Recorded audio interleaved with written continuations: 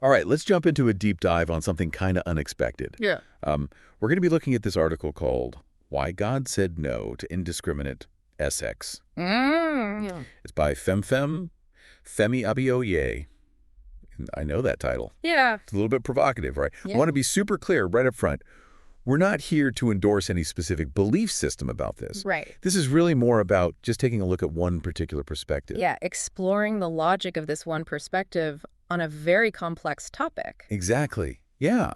And what I think is so interesting about this article is it takes this topic of sex and zooms out to this much bigger picture. Right. Right? Like it's not just about Exactly. Great. Physical pleasure. Yeah, it's not just about the physical act. It's actually about something much deeper. And the author argues that it's about creating a really profound spiritual connection. Okay, so not just physical, but like a spiritual A spiritual merging of two people's essences. merging. Okay, I'm already hooked. I want to know more about this Yeah. and I noticed in the article it uses some pretty strong language to describe this bond. There's a phrase, fusion of spirit, soul, and body. yeah. What does it even mean? Like, how do we understand that? Well, the author seems to be suggesting that when two people engage in sex, something more than just a physical exchange happens. There's this deeper spiritual connection that's forged, and it has a lasting impact.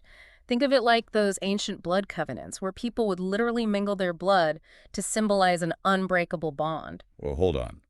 Blood covenants. Right? That's a pretty intense comparison. It is a very intense comparison. It highlights just how seriously the author takes this connection. You know, in those ancient rituals, the mixing of blood wasn't just symbolic. It was really seen as a merging of two people's very beings. And the author draws a parallel to the exchange of blood that can occur during sex, suggesting that it creates a similar kind of spiritual intertwining. Okay, I got to admit that analogy is making me rethink things a little bit. Yeah. So if we follow this train of thought, what happens if someone has multiple partners? Does that create some kind of Yeah. spiritual chain reaction? That's where the article gets really, really interesting. The author suggests that having multiple partners can lead to this complex web of interconnectedness with each encounter, leaving a spiritual imprint. And they actually use the word scary to describe the potential consequences. Scary. Okay, now, It's just a wrong word. I'm really intrigued. So how does the article back up these claims? Like, is there any evidence provided? Well, the author draws heavily on biblical passages to support their arguments. Mhm. For example, they cite verses like Genesis 2.24 and Matthew 19.5, Mhm. which talk about a man and a woman becoming one flesh through marriage. Okay, so the one flesh idea seems to connect back to that Exactly. spiritual merging. It all ties together. Yeah. And they bring up Leviticus 17.11, which links blood to life, reinforcing that blood covenant analogy. And they also mention Ephesians 1.7, which talks about redemption through Christ's blood, hinting at this idea of a spiritual exchange through blood. Okay, so lots of biblical references to unpack here. Are they all saying the same thing, or are there different nuances to consider? Yeah, there are definitely some recurring themes. For instance, the idea of oneness comes up a lot, not just in the physical sense, but also in a spiritual and even a sacrificial sense, like in John 6.5354, where consuming Christ's flesh and blood is presented as a pathway to eternal life. So it seems the author is weaving together these different concepts to build their argument.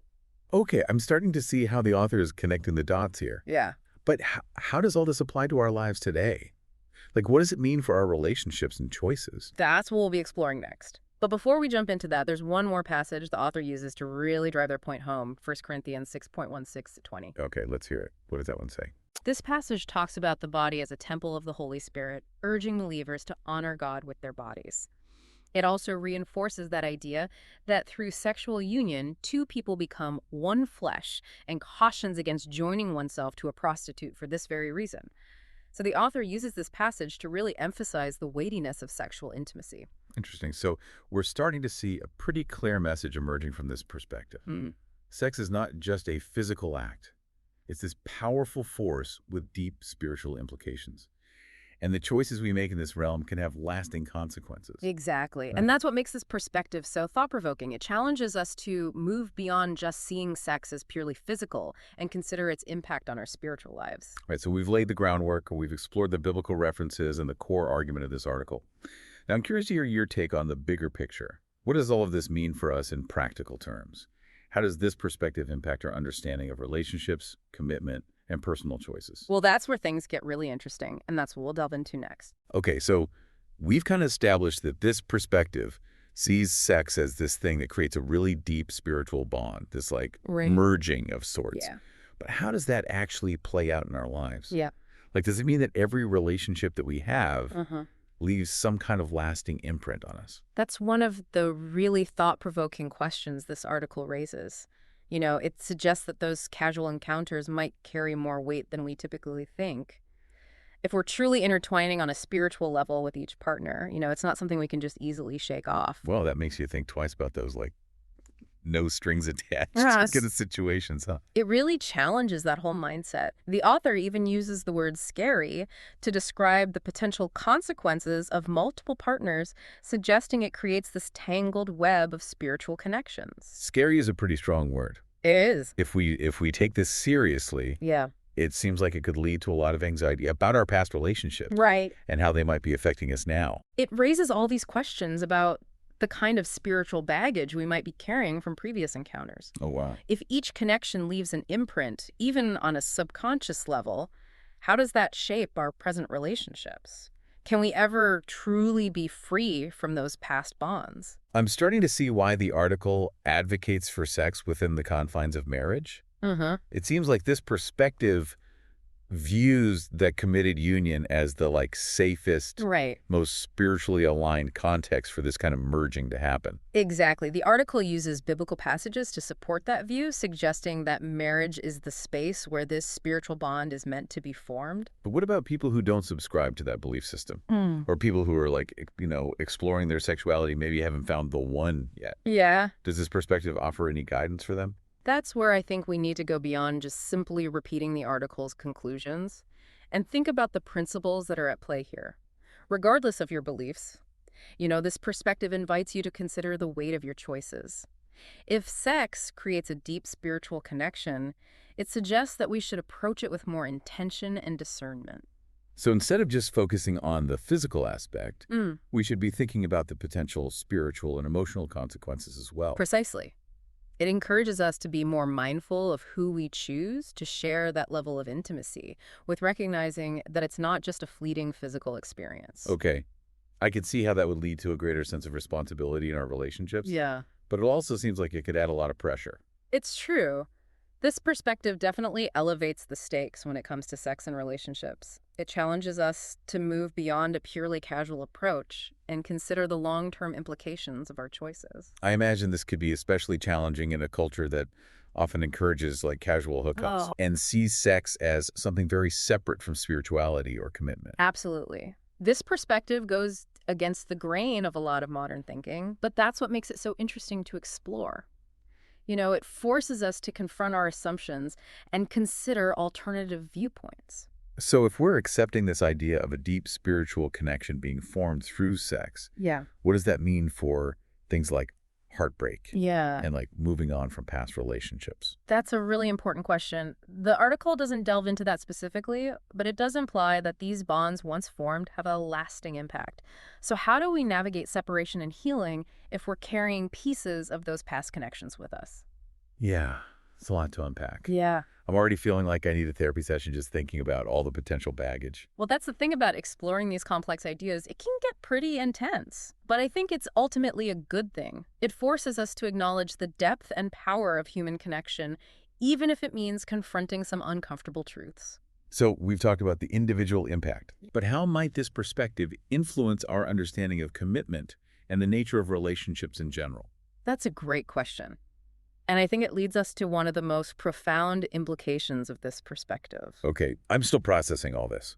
We've gone from blood covenants to spiritual baggage to the complexities of commitment. It's a lot to take in, but I think it's important to step back and ask, if we buy into this idea of such a deep spiritual connection through sex, does that mean we're essentially like stuck with everyone we've ever been intimate with? That's where I think it's crucial to remember that this article presents one specific interpretation. It doesn't necessarily reflect the beliefs of all spiritual traditions or individuals.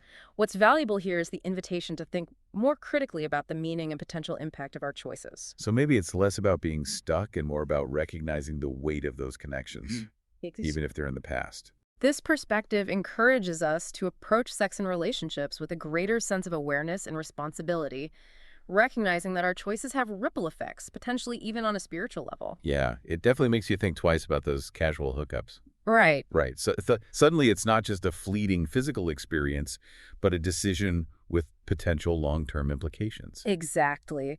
If we acknowledge the possibility of such a profound bond being formed, it naturally leads to a more intentional and discerning approach to intimacy. So wrapping up our deep dive into why God said no to indiscriminate sex, I think the biggest takeaway for me is this idea that sex is more than just a physical act. Uh-huh. It has the potential to create a deep, lasting connection. And that's something we should consider carefully. I agree. This perspective challenges us to move beyond a purely physical understanding of sex and recognize its potential spiritual and emotional significance. It's definitely a lot to ponder. And whether or not you embrace this specific viewpoint, I think it raises some important questions for all of us to consider. Absolutely. It prompts us to reflect on what sex and intimacy mean to us personally, how we approach relationships, and the kind of connections we want to create in our lives. So as we wrap up, I want to leave you with a thought. If we accept even the possibility of this profound spiritual connection being formed through sex, what responsibility does that place on us as individuals? How might it impact our understanding of commitment, personal choices, and the way we navigate relationships? Those are great questions to consider as you reflect on this deep dive. There are no easy answers, but hopefully this conversation has given you a new lens through which to view these complex issues. I think that's a great way to end this episode. It's not about dictating right or wrong, but about encouraging each of you to think deeply, explore your own beliefs, and make choices that align with your values. Exactly. We're all on our own unique journeys, and ultimately it's up to each of us to decide what meaning and significance we ascribe to our experiences.